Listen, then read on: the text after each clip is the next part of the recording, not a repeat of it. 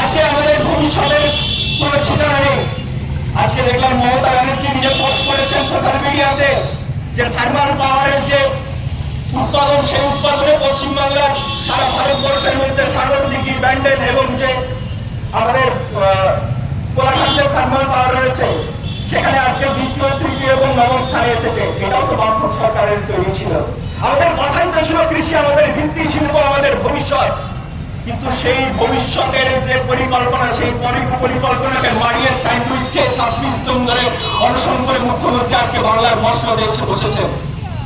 আমি আমার যে ভাই বোন, যে ডিওএফআইয়ের পক্ষ থেকে আমি বলতে চাই আজকের বাংলার যুবদেরকে, যারা অনেকে এখন একটা ট্রেন্ড তৈরি করার চেষ্টা করছেন, আমি রাজনীতি পছন্দ করি না বা আমি রাজনীতির ধারে কাছে মানাই না, তাদের উদ্দেশ্যে আমার বলার কথা, প্লেটোর একটা খুব সুন্দর কথা আছে, যদি তুমি রাজনীতি থেকে দূরে সরে এসো তাহলে তোমার যে অধম যে ব্যক্তি, তাকে রাজনীতিতে শাসন করার স্বীকৃতি দেওয়া। আজকের পরিণতিও সেই জায়গায় গিয়ে দাঁড়িয়েছে। আমাদেরকে এগিয়ে আসতে হবে, পক্ষ নিতে হবে, আমাদেরকে পক্ষ বাঁচতে হবে, আমাদেরকে প্রত্যেকটা ইস্যুতে, প্রত্যেকটা কথাতে আমাদেরকে মুখ খুলতে হবে, অন্যায়ের বিরুদ্ধে প্রতিবাদ করতে হবে, তার জন্য এগিয়ে আসতে হবে। আর ভয় পেলে চলবে না। আজকে 26,000 যে আমাদের চাকরি হারিয়েছে, বলতে পারেন তাদের কি করণীয় এখন? তাদের কারো বাড়িতে বাবা মা অসহায়, কারো সন্তান সন্ততি, কারো ব্যাংকের ইএমআই চলছে। এই কথা তো ছিল না। পশ্চিমবাংলায় প্রতি বছর চাকরি ছিল, পশ্চিমবাংলায় শিল্প ছিল। আজ শুধু সমস্ত কিছুকে ভরিয়ে তুলেছে, শুধু 2 নম্বরই তোলাবাজি করে এক একটা বড় বড় তৃণমূল নেতার বড় বড় বাড়ি শুধু আপনি দেখতে পাবেন। এছাড়া পশ্চিমবাংলায় এখন আর কোনো উন্নয়ন নেই। কোন দিকে দাঁড়িয়ে আছে আমরা? আজকে পশ্চিমবাংলা গোটা ভারতবর্ষের কাছে একটা লজ্জাকর জায়গায় গিয়ে পৌঁছেছে। এর দায় মুখ্যমন্ত্রীকে নিতে হবে। ভোট এলে বলে যে আমরা 2094 সিটে মুখ্যমন্ত্রী প্রার্থী। আজকে সেই মুখ্যমন্ত্রী কোথায়? সিপিএম কংগ্রেসকে দোষ দিচ্ছেন। এই সিপিএম সরকার চালাচ্ছে এখন, বামপন্থীরা এই সরকারে এখন আছে। এই সরকারের থেকে আপনার ক্যাবিনেটের প্রত্যেকটা মন্ত্রী এর সঙ্গে জড়িত রয়েছে। তাই আমি পশ্চিমবাংলার মানুষকে আমার কথা শেষ করার আগে বলবো যে একজন বাঙালি হিসেবে শুধু ধিক্কার নয়, এই সরকারকে ধাক্কা দিয়ে গদি থেকে গঙ্গায় বিসর্জন দিতে হবে। এই পশ্চিমবাংলার উন্নতি আবার সম্ভব। বামপন্থীদেরকে সহযোগিতা, বামপন্থীদের পাশে এসে দাঁড়ান। আমরা প্রতিবাদে আছি, আমরা রাস্তায় প্রতিটা ইস্যুতে আছি। আমরা কথা দিচ্ছি, লাল ঝান্ডা বামপন্থী ডিওএফআই, এসএফআই আপনাদের সামনে থেকে বুলেটের সামনে বুক পেতে দাঁড়াবে। বাংলার মুখ আবার উজ্জ্বল করবে এসএফআই, ডিওএফআই, বামপন্থীরা। ইনকলাব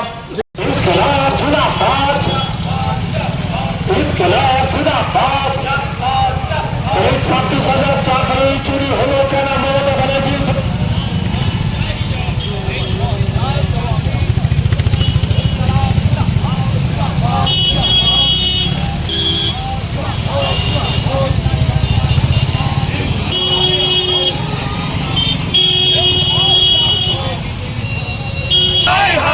চাকরি চোর Mamata, high high high high high high. চাকরি চোর মুখ্যমন্ত্রী তৃণমূল, দূর হটো দূর হটো দূর হটো।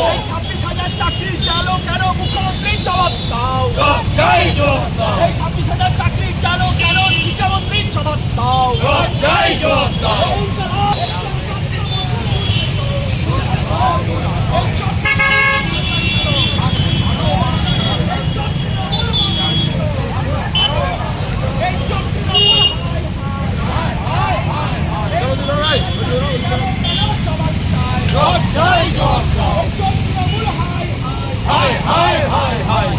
চাকরি গেল কেন? জবাব চাই, চাই জবাব দাও। এই চোর Mamata, high high high high high. এই চোর মমতা, হাই হাই।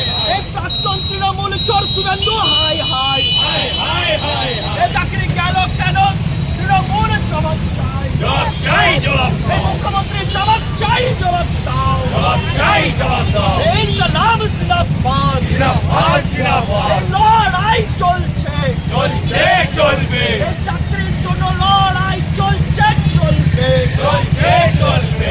এই চাকরি চোর সরকার আর নেই দরকার, চাকরি চোর সরকার, এই দুর্নীতি সরকার, এই দুর্নীতি সরকার আর নেই দরকার।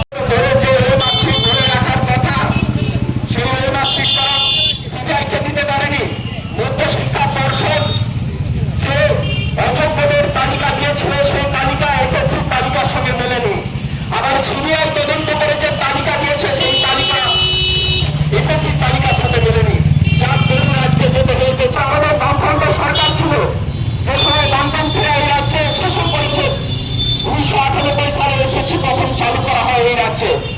1998 সাল থেকে 2011 সাল বাদ দিয়ে প্রায় প্রতি বছর গড়ে 7 থেকে 8 হাজার করে এসএসসির মাধ্যমে নিয়োগ হতো।